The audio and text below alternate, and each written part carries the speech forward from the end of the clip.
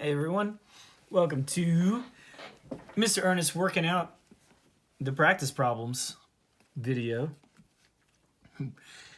I know that 3.9 can be a little difficult, mostly because they're word problems and because we didn't get to see them being done in class before the break, before COVID-19 hit us all. So, I hope that the notes have a good step-by-step in how to do these problems, but maybe seeing me work these problems will help a lot more. So let's start with number 1. Okay, water is falling on a surface, it's wetting a circular area, and I can stop reading. So as soon as I understand what the picture is supposed to look like, it might help to draw a picture. Okay, and my circles aren't great. Okay.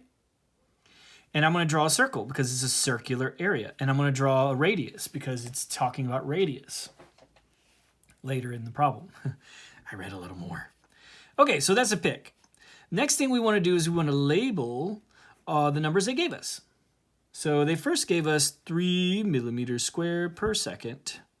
And I have to figure out, well, what label am I going to give it? What variable works for this?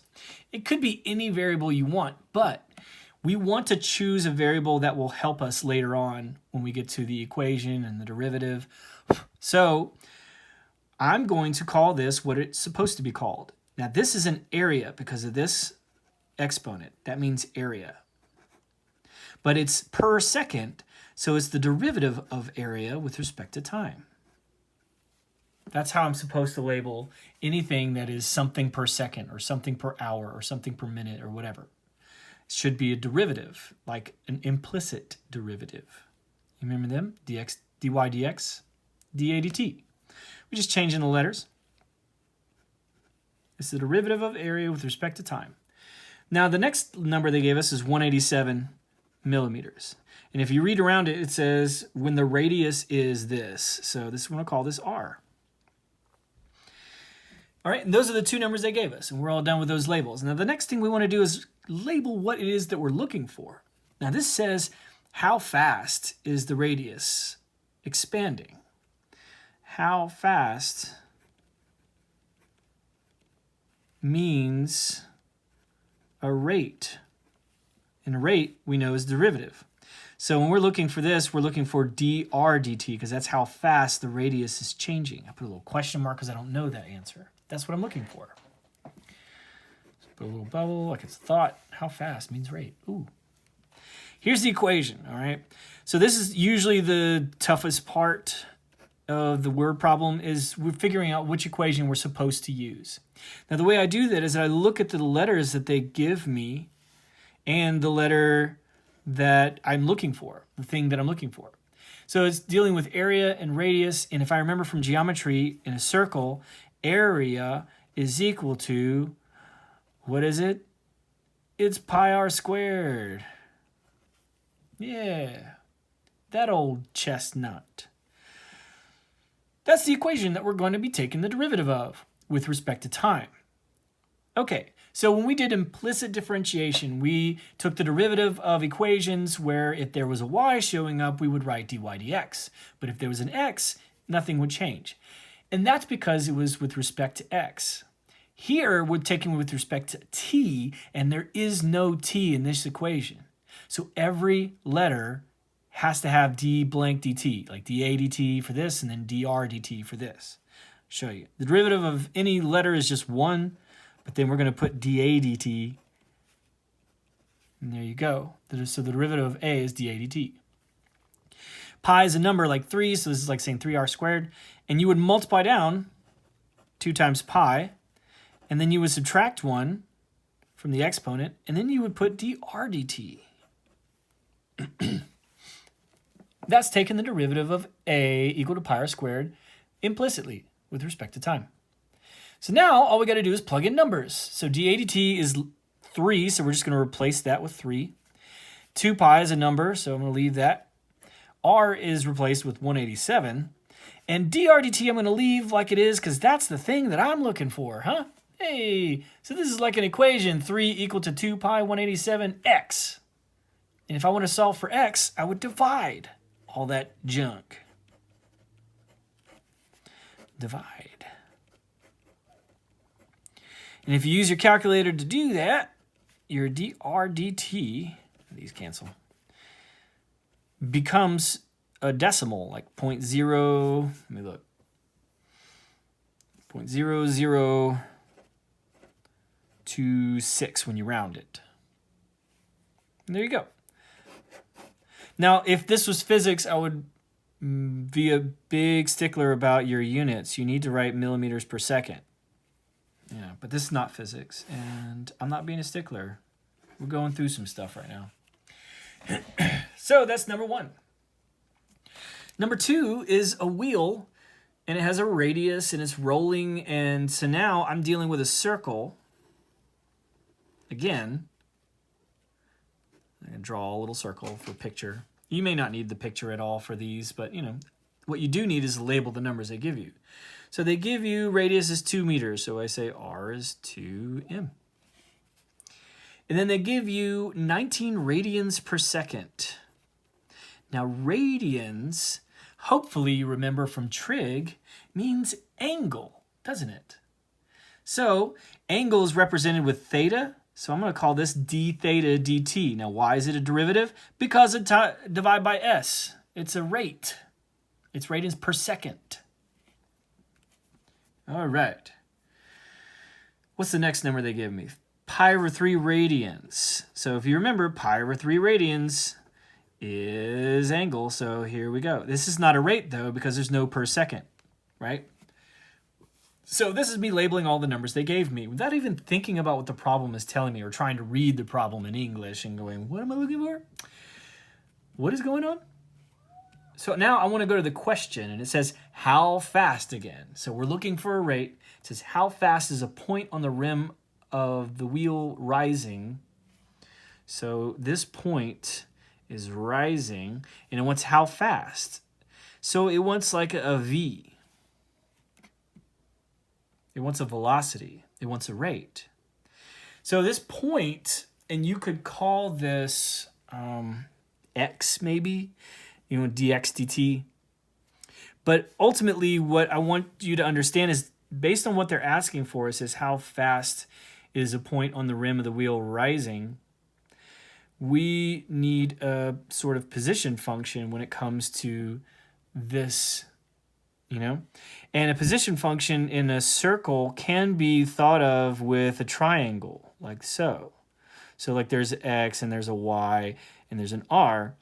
And this little point is moving in the xy plane at a diagonal in certain times, in horizontal in certain times, and vertical in certain times. So wherever we are, in this case the radius is 2 and the radian is pi over 3, we can actually look at this as a triangle rather than a circle, a right triangle.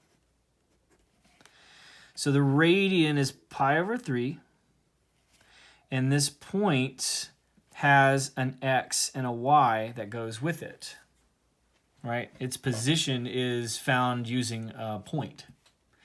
But what we really want to deal with is the velocity of this point and the way it's moving and it's rising.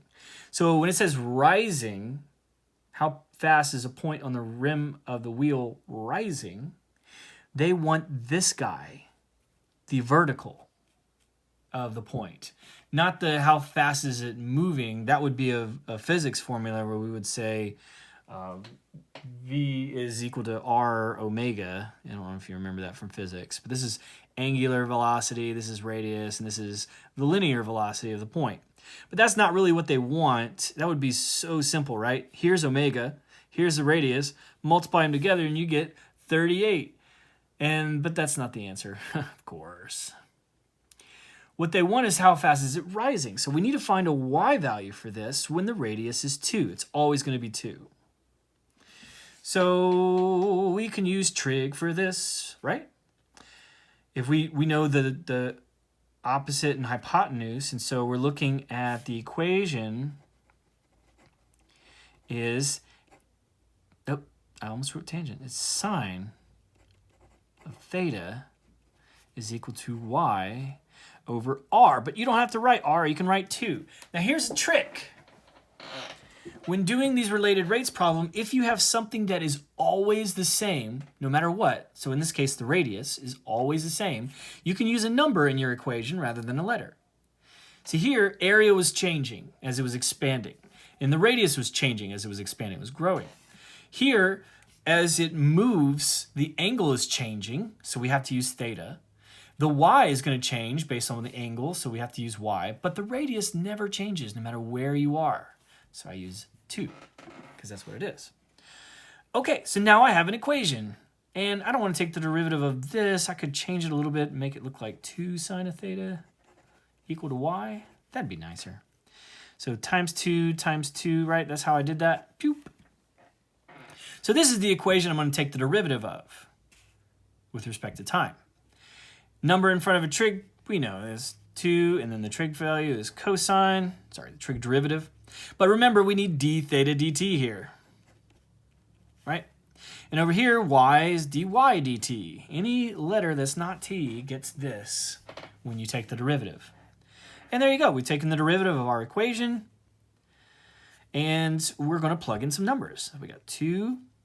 We got the cosine of theta, which is pi over 3. We need to look at that from trig. D theta dt is 19. And dy dt is how fast is it rising. I forgot to write that. Dy dt is really what we're looking for. Okay. So what is the cosine of pi over 3? That's the cosine of 60 degrees. That's 1/2. Okay, so 2 times 1/2, they'll cancel and make 1, and you're just left with 19. And if this is r, and we're talking about meters, this would be meters per second. Dy dt. Okay. You know, it's funny. This is the second version of this video. This is take 2, because take 1, I started to do a completely different equation, and I wasn't getting the answer I wanted to, and then I started looking up stuff on the internet, and I was like, what's going on? And then as I was doing this problem the second time, I came to this realization that we're really looking at this triangle, not the circle. And that can be the most difficult part of these problems, is figuring out what picture I'm supposed to be looking at based on what they gave me and what they want. So, and I don't blame you if this one was a hard one for you before you saw this video. You know, or any of them, in fact. These are not easy problems. That's why there's only one section this week, so you can focus all your energy on this one section. Number 3, we have to assume that a profit blah, blah, blah, blah, blah, blah, blah. Ooh, look, an equation. They gave me an equation. Let's go over here and put it. P of x is equal to 4 square roots of x. Lovely. I don't have to come up with an equation. But let's label the numbers they gave me, okay? There's no picture to go with this, and so we have $100 a month per month, and that should be given a label. That's a rate. That's a derivative. What did they say it was? The profit changes at a rate. So this is dp dt, right? P for profit. Ooh, that's what this is. Lovely. All right. What's the next number? 700. And it's not a number. It's not a price. It's a number. So it says, how fast are the sales changing when the number of units sold? X is the number of units sold. So we're going to call this X. Okay. What are they looking for? They're saying, how fast are the sales changing? How fast are the sales changing? So what do they want? They want dx dt, right? Because X is the number of units sold. So this is going to give us an indication of how fast the number of units sold is happening, right? It's a lot simpler than you might have thought. But really, they gave you dp dt, they gave you X, they want dx dt. So really, when we take this derivative, this is just P. It's not P times X or any craziness. This is just, you don't even need this. P. And so the derivative of P is dp dt. Haha. Very nice. This guy should be written as 4x to the 1/2 before we take the derivative, because power rule. So 4 times 1/2 is 2.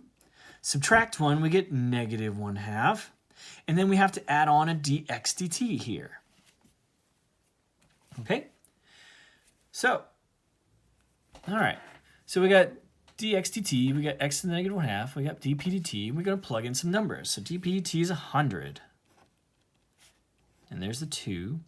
And x, 700, is raised to the negative 1/2, so we need to deal with that.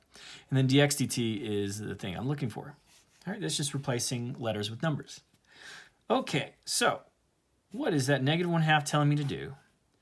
It is telling me to bring it down as positive 1/2 to the denominator. So now 700 to the negative 1/2 is down here as 700 to the positive 1/2. And positive 1/2, it means square root. So when I want to get rid of this, this stuff in front of dx dt, I would multiply by the square root of 700 on both sides. So that will cancel it on the right. I'll be left with 2 dx dt is equal to 100 square roots of 700, which we can reduce, but they asked for a decimal, so we'll let our calculator do all that business. Then we're going to divide by 2, and we're going to get the decimal 1323. Not really a decimal, is it? But I guess if it's money, we need to put dollars, like 0.00. And the reason why we're doing this is it says round your answer to the nearest dollar. So that's why. Per month, since it's a rate, dx dt. So our sales is $1,323 per month. Profit's $100 per month. So it looks like there's a lot of money going into, cost per month just by looking at that. Oh, little box. Okay. Number 4.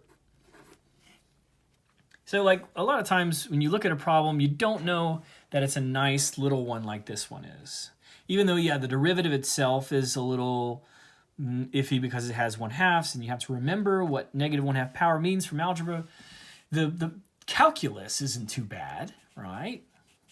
This part, multiply down, subtract 1. Anyway. Number 4, a piece of land is shaped like a right triangle, so immediately I'm drawing a right triangle. It doesn't even matter what kind of right triangle, as long as it's got a right angle right here. Okay. Now, 2 people start at the right angle of the triangle at the same time. And they walk at the same speed along different legs. And so one guy is going this direction, the other guy is going this direction.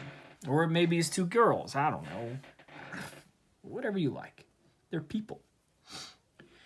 So, I don't know, when I'm looking at a triangle like this, there are 2 ways of labeling it that I enjoy, and that is X and Y and R, or I can label it A and B and C, right? I like labeling it like that because that goes back to Pythagorean theorem, which maybe you like better too. And it doesn't matter what you label in this case, calling it A, B, or X, Y, or whatever, as long as you are consistent with the way you label the numbers they gave you and what you're looking for. Okay, so this is me labeling it and drawing a picture so I get a better understanding. And then I'm going to label the numbers they give me, which is 2 numbers. 5 meters per second squared. Meters squared per second, I'm so sorry. And that is the area formed by the positions are changing at this rate. And right away, I could have told you it was area and a rate, just based on the units. dA dt. Okay? And then the other thing they told me is how fast, they're looking for how fast people are moving, and they are actually 2 meters from the right angle. So they're 2 meters. That means that both A and B are both equal to 2 meters. Okay? If you want to write A equal 2 meters and B equal 2 meters separately, please do that. That would be nice. Okay, we're just writing what they gave us, and then they ask how fast are they moving. So one thing we need to make sure of in this problem is that they're moving at the same rate. And it looks like 2 people start at the right angle of the triangle at the same time and walk at the same speed. That's what I'm looking for. So they want either dA dt or dB dt, your choice, because they're going to be the same.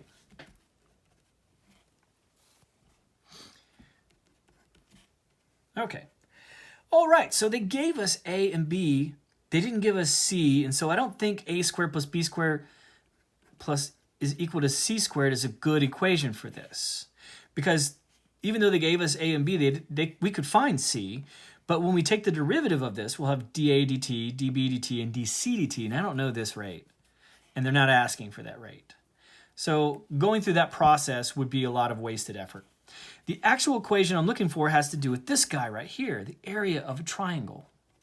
You remember the area of a triangle? It's 1/2 base times height. That's the way I remember it. And in this case, since we're using different letters than B and H, I'm going to call this 1/2 A times B. Well, okay. I could take the derivative right now. Wanna? Yeah, let's do that. All right, let's take the derivative right now. Now, I can right now tell you that there's going to be an A and a B, and they're two different variables, and they're changing, but at the same rate. So I would be using the product rule, and I would have both dA dt and dB dt to solve. But knowing that they're the same, knowing that these two are the same, I could make my life simpler by rewriting the original equation before I take the derivative. So rewrite the original equation, but instead of A times B, we're going to say A times A, because they're the same. A times A is A squared. So now when I take the derivative, oh, it's power rule. Oh, it's much nicer. We got dA dt, and we got 2 times 1/2 is 1, a to the 1, dA dt. What? That's like so nice. dA dt is 5. A is 2. Ones you don't need. dA dt is the thing we're looking for. Oh, so just divide by 2, right? That's 2.5 meters per second. dA dt. That's how fast both of them are moving. Oop, you didn't see that. Okay. Yeah, 5 divided by 2 is 2.5. Boom. Let me make sure that's the answer. Looking at number 4. Yep, sure is. Okay, so that's 1 through 4. Nice, right? They're not too bad. Let's get to the fun ones. What? I think they're fun. Hey, number 5 is not bad really though, because they give you the equation over here. It's an ugly looking equation, but it is something they gave you, so you don't have to figure this out. 1,854 p to the 1/2 power. So even better than number 2, was it number 2? Number 3, they changed it to 1/2 power for you. They didn't leave a square root. That's nice. Okay. So I don't need a picture if I know what the equation is. Picture is typically there to help me figure out what equation to use. So let's label some stuff. They gave me 0.491, and that is PSI per second. And this is a unit of pressure, so this is pressure per second. First of all, I know it's a rate, dt, and pressure is over here used by little p, so we're going to call it dP dt, pressure per second. Yeah, that matches. And then it says P is 49.0 psi. They actually say P is equal to, like this. So that's nice. We don't even have to come up with that label. They told us. And they say find the acceleration. And in parentheses, they're saying dV dt. This is what they want, guys. Oh, see how nice this is? They want dV dt. They gave us the equation. They gave us dP dt and P. So all we got to do is take the derivative over here. dV dt is the derivative of E. Here we're going to multiply these two together. So half of 1854 would be 927. And then subtract 1, you get negative 1/2. And don't forget your dP dt. Okay, so multiply, subtract 1. That's nice. dV dt is what we're looking for. Hey, all right, just leave it like that over there. We got 927 is a number. This means it goes down, so it's down here as a square root of P. Right? Negative 1/2 means it comes down to the denominator, and 1/2 means square root. And then dP dt is 0.491. So this is 7. 927 divided by 7 times 0.491 gives me a lovely little decimal number, which is 65.0 when we round it, apparently.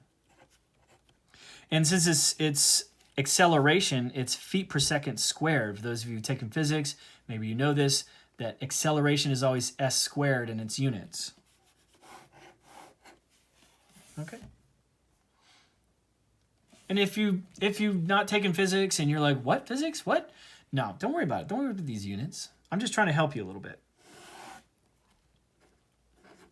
So this one's not so bad, right? You just plug in some numbers, you do a derivative, you plug in some numbers, and bada boom, bada bing, you got it. Number 6. So we got airplanes approaching an airport. And so we need to kind of draw a picture of that. So here we got an airport, and we have an airplane approaching from the north, so headed south. All right, and then we have another airplane approaching from the east, heading west, right? So this is going to call this airplane A, and we're going to call this airplane B, and they're approaching a airport. This is just me drawing a rough picture of what's going on so I can better understand what's going on. So then it asks us, find the rate at which the distance between the planes changes. So they care about this little distance right here. Huh. Look at this picture. Doesn't it look like something almost? Like if I'd extend this arrow all the way to the airport and this arrow all the way to the airport, what would it look like? A right triangle. That's correct. So sometimes just redraw the picture in a shape that we can understand. Okay. And let's call this A, and let's call this B, and let's call this C, because hey, I think that's what they want to deal with. The Pythagorean theorem. Okie dokie. So let's talk about labeling these numbers correctly. So they give us 201 kilometers per hour for the first plane, and that's the southbound plane. So I'm going to call that dA dt, right? That's a rate per hour, and it's for plane A. Now, here's the thing about rate. Rates can be either positive or negative. So because this thing is creating an A, a length that is getting smaller, the rate is negative. Isn't that wild? And if we think back to the other problems that we did, things were expanding, that was a positive rate. What else? We have, here we have profit that's increasing, so that's a positive rate. Here we have area that is increasing because it's a positive rate that they gave us. So that's why they're going away and increasing their A and their B as lengths, you know? So far we've just been dealing with positive rates, but this one's shrinking the length, so it's a negative rate. And then the other one is also doing the same thing, and it's dB dt in this case. dB dt, and they gave us 220, so it's negative 220 kilometers per hour. Okay, that's dB dt. They also gave us 36 kilometers for the first plane. Yes, southbound plane is, yeah, so this is A. And then they gave us 20 kilometers for the westbound plane. So this is B. Okay. And what do they want? They want the rate at which the distance between changes. So they want dC dt. All right, so I'm going to use the Pythagorean theorem. A squared plus B squared equals C squared as my equation. Make sense? All right, well, let's do the derivative. 2A dA dt. 2B dB dt is equal to 2C dC dt. Yep, that is the derivative implicit with these letters with respect to time. Okay, so let's plug in some numbers. We got 2, A is 36, dA dt is negative 201. Don't forget your negative, very important. 2, B is 20, dB dt is negative 220. I ran out of room. It's equal to 2. And then we have C, which I don't know. And then dc dt is the thing that I want to find. So I can leave him like that, but I don't want to leave c here because I don't want an answer in terms of c. I want a number for that. How do I find that number? Well, let's go back to the original triangle and let's put in some numbers for this moment in time. We got 20, and here we get 36. And then we can find this by doing the actual Pythagorean theorem. 20 squared plus 36 squared is equal to c squared. Yeah? So sometimes after you take the derivative, you realize you have a missing value. And if that's the case, you got to go back to the original and just work with the numbers they gave you, not the rates. So in this case, that's 400. That's, I don't know. Let me pull up my calculator. 36 squared is 1296. There we go. All right, and then I'm going to add 400 to that and get 1696. Then I'm going to take the square root of it, and C is going to be equal to 41.18. Sorry. 41.18. So that's what's going in here, 41.18. And in fact, when I work this out, I'm going to use as many decimal places as I have. So on my calculator on my computer, it's 41.18252.0563948. I got lots of decimals. I'm going to use them. Okay. Let's see, times 2 real quick so I have it up. So when I multiply these together, that's going to be negative, and when I multiply these together, that's going to be negative, and they're going to add to give me a negative number. Let's see. Actually, you know what? I can go ahead and divide 2 out of all of them. Nice. So really, it's just these two. 36 times negative 201. Oh no, I need another calculator. Oh, okay. I'll save this in the memory. Let's say m plus. All right. That's why I wish I had one of those calculators that you guys have. 36 times 201 equals negative 7236 plus a negative 20, that's 440. Wait, 4400, there we go. And then I add that together,